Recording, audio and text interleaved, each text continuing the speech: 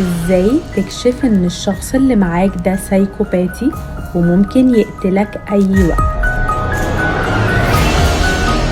اول حاجة، الشخص السايكوباتي هتلاقيه مش بيبان عليه خالص، بالذات في اول تعرفكم، لانك هتلاقيه بيقرب منك بشكل لطيف جدا وبيوضح ان هو شخص طيب جدا ومش بيبين اي نية مش كويسة. بس بعد كده هتبدأ تظهر عليه علامات. ايه هي العلامات؟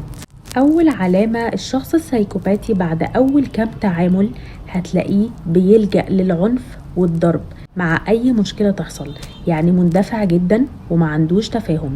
العلامة التانية اللي في الشخص ده، ودي بتبدأ تظهر بعد ما انت تطمن له وتثق فيه وتديله الامان، هيبدأ يستغلك في اي حاجة ليها علاقة بمصلحته، زي الماديات مثلا، انه يطلب منك كل شوية فلوس، وانت ساعتها عشان مطمن له وواثق فيه فمهما طلب منك ايه مش بترفض. العلامة رقم 3، هتلاقيه ان هو شخص ما عندهوش تعاطف، يعني لو قتل شخص مش هيتعاطف معاه. ليه ما عندوش تعاطف؟ لان الجزء اللي في عقله اللي مسؤول عن التعاطف والمشاعر هو عنده فيه مشكلة، والجزء ده اسمه قشرة الفص الجبهي.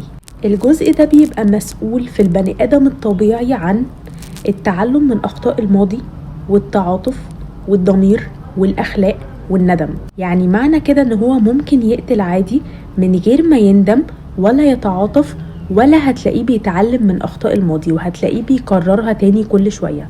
رقم 4، عنده رغبة انتقامية شديدة، يعني لو انت شريك حياته واستفزيته او عملت له اي حاجة وعايز ينتقم منك، هو ممكن يسوء سمعتك ويضرك عادي جدا. لما انت بتعمله حاجة هو مش بينتقم في وقتها على طول، هو بيستنى لما انت تطمن له وبعد كده بينتقم منك انتقام شديد جدا. رقم 5، بيعادي المجتمع والقوانين والعادات، يعني مش بيخلي حاجة تسيطر عليه.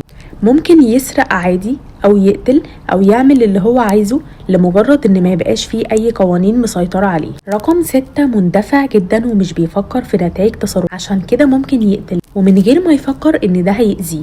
رقم 7، بيكذب بطريقة ذكية جدا بتخليك تصدقه، لانه بيدخل الكذب في الصدق بطريقة عبقرية جدا، لانك بتلاقي كلامه مترتب جدا ولايق على بعضه، فانت مش قادر تقفش الغلط فين ولا عارف تغلطه.